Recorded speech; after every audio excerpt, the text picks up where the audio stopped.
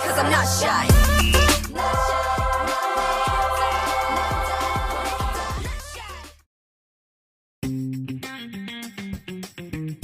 Yes, more story elements like this, K-pop. Give us more plot-driven, more character-centric moments like this. Give us the names of the members, give us backstory, give us lore. This early intro segment kind of got me thinking about Block B's Nilili Mambo, and very good. Gee, aren't those a blast from the past? Hit the like if you know what songs I'm talking about. It may just be the grungy film graininess reminding me of the olden day Western shootout drama films. The Wanted posters, which are very well taken for wanted prosecution shots, and the name text in the intro especially give off these vibes to me. Blonde Ryujin and Yeji? Yes. And said blonde Yeji driving stick into the desert? Oh heck yes! What's this? Leah? My bias wrecker main vocal Leah starting the first verse? A surprise, to be sure, but a welcome one. But Leah, sweetie, what did they do to your hair? I mean, I liked this hair, but I'll just try my best to get used to it. My bias, the Light Fury coming in with that attitude. Hwang Yeji is always a win. And speaking of attitude, flawless transition to Ryujin right here. I guess this is just a part of her signature charm, but is it just me? Or does Ryujin emit both cute and bad A aura here? Ryujin stans, can you testify? Oh, it's just me? Oh. Ooh, yes, story progression. Alright, what are we stealing here, girls? Money? Golden bars? Hearts? Cause you already took that last one, so it's gotta be the golden bars, right? Also, driving in a car like that? In heels? Yeji, my girl, I see you. Perfect use of Ryujin's deeper register before the chorus slaps. The chorus brings me vibes of an artist anthem of sorts, like a, yeah, we're ITZY and we're here to stay and this is what we're about. Being ourselves and not giving a about what anyone else says. Also, I love how they're switching off between the members for the line distribution. In fact, Not Shy kind of looks like to be ITZY's most fair line distribution. Again, in a world where proper line distribution is rare, it's nice to see all the members participate even if it's in just small instances like these. Switching off from Yeji to Chaeryeong, then to Ryujin, back to Yeji, and lastly to Yuna. Sorry, Leah. Yuna. Darling, your hair, it's probably just me, but Yuna's hair has always had the short end of the stick after ITZY era. But the great thing here is Yuna's charisma never failing to impress. Not gonna lie, I always try to stay as far away from Yuna as possible as far as my bias list goes. She is simply way too young for me, and I honestly don't feel right having her as my bias or even a bias wrecker. However, her skills and charisma at her age are not traits that I could ignore. She projects at the perfect amount to give equal energy the song has, and her stage presence is no joke either. And I can speak from personal experience too from seeing ITZY at KCON 2019. May you rest in peace, concert season. Aw, cute! This quick little rap quip here has really caught my attention personally. It gives a sharper, more sassy edge to the song, so much at the point where without it, Not Shy would just be another cookie cutter pop song. Yeji, be careful! You got minors in the car, someone's gonna get hurt. Oh man, who am I kidding? Music video logic.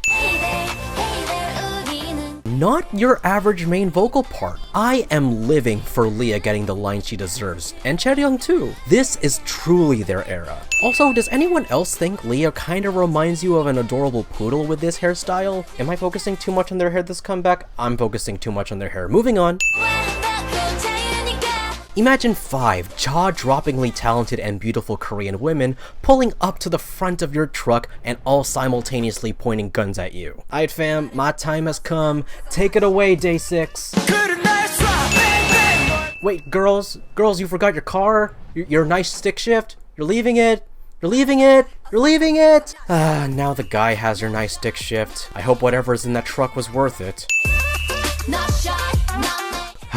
Goodness, Yuna's skills and her as the center. Now, I know I said I'm trying to stay as far away from Yuna as possible, guys, but she is not making it any easier for me. They could have given this center to Yeji or Ryujin, but Yuna, girl, you are mad talented. Again, I love these switch-offs in the chorus. It's a very big feels bad that Leah doesn't get a piece of the chorus cake here, and I should consider this as a -1, but her vocal utilization was quite unorthodox throughout the music video, and I think that outweighs this, giving this a sin. More on this later. Yes, ITZY, I do see that you're icy. Yes, yes, absolutely yes. This right here, Leah, center, high pony with a formation like this? Yes, yes, yes, absolutely yes. I feel like these outfits would have done a lot better in my eyes than the old Western inspired style that we see for the majority of the video. But this outfit change was very well placed. It certainly got my Leah fanboy heart a-thumpin'. And Ryujin?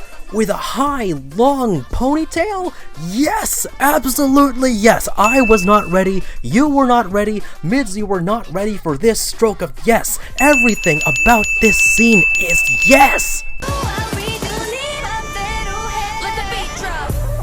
Let the beat drop indeed, ITZY. Now normally, when there's a low drop like this in a K-pop music video, they'd show either the dance break or extreme close-ups of the artist looking like bad bees. But looking at the dance practice at this instance, it was a smart move to slide in a story element in place of what would be a great last chorus dance break. They could have easily just had a dark, high contrast close-ups of Ryujin's not shy, not me. But they're like, no, wait, just wait, you'll get your dance break, just not right now. Good things come to those who wait. Also, they discovered an underground freezer? Then what was the point of hunting down that armored convoy then? Just to have a truck? What was even in that bounty? The questions never end, ITZY!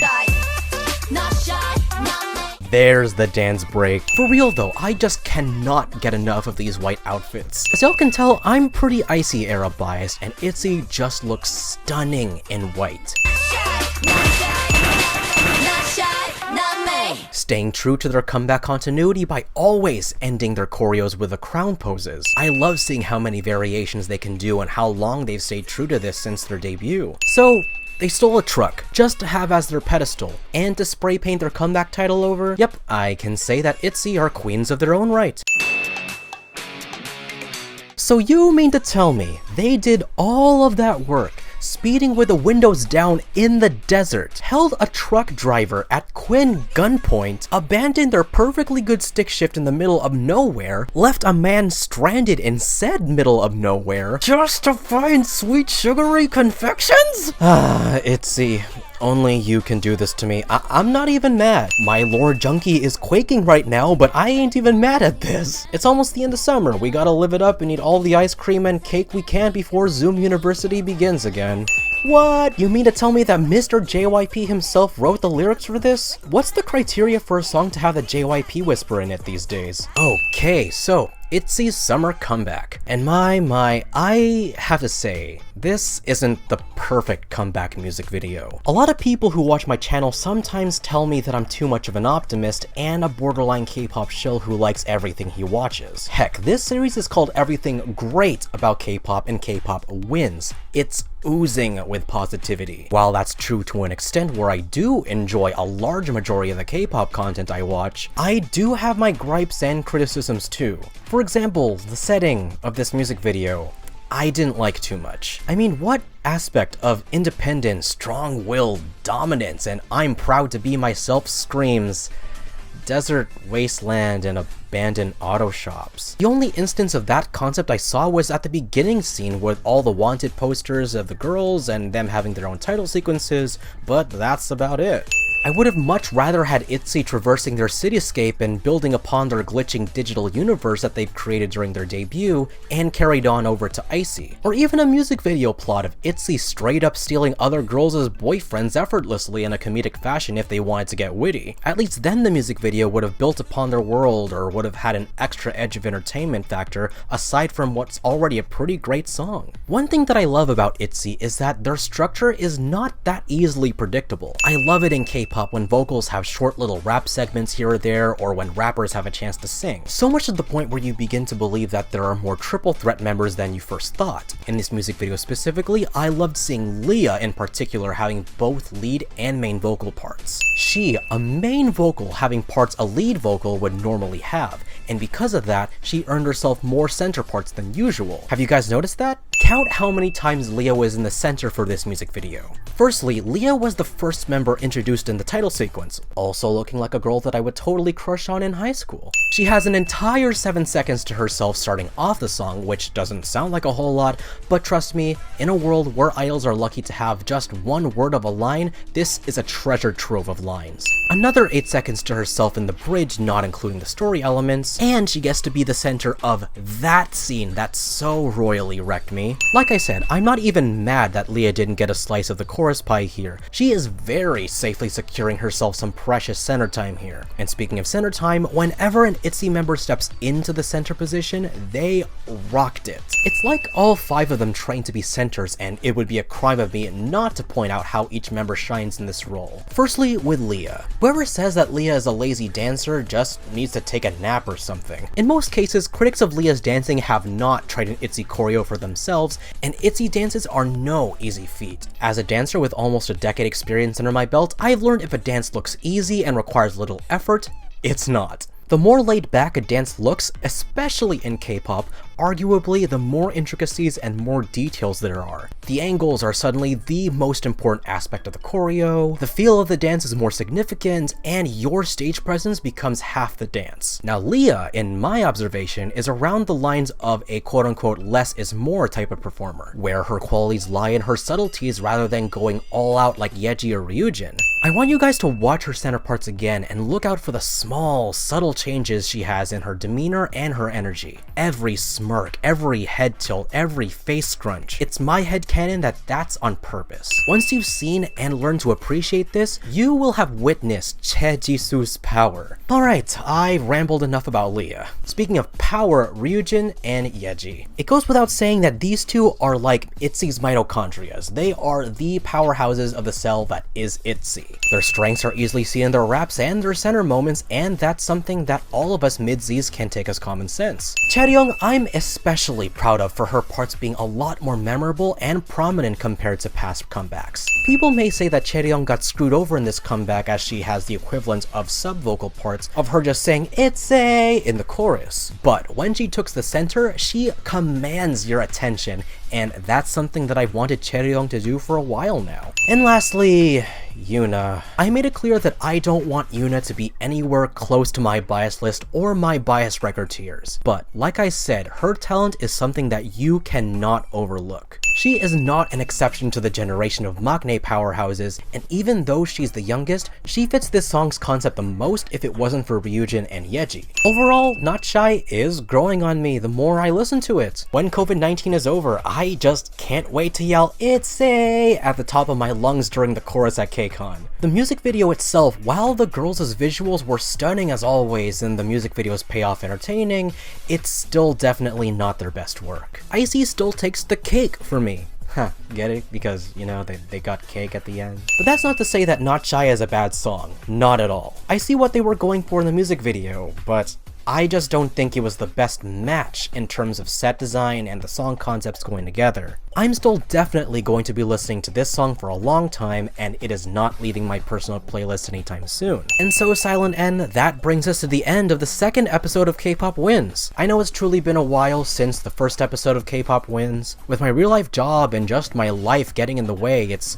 kind of difficult to keep up with everything, and in trying to make KpopWins episode to every music video that I haven't did a reaction to, it's definitely hard to pump out episodes as much as I want to. But if you guys enjoyed this edition of Everything Great About K-pop and want to see more episodes, well, please go ahead and hit the like, hit the subscribe button, and ring the bell icon today to make sure you guys aren't missing a thing and to become a Silent N today. Please remember that the links to all of my social medias, including the official Silent N Discord server where you guys can join our conversations and interact with me and meet more Silent N, and my Instagram where I do dance covers periodically, are all in the description down below. Yes, everybody, that is my time. My name is Nathan, SYJOfficial, and until then, see you guys next time. Bye!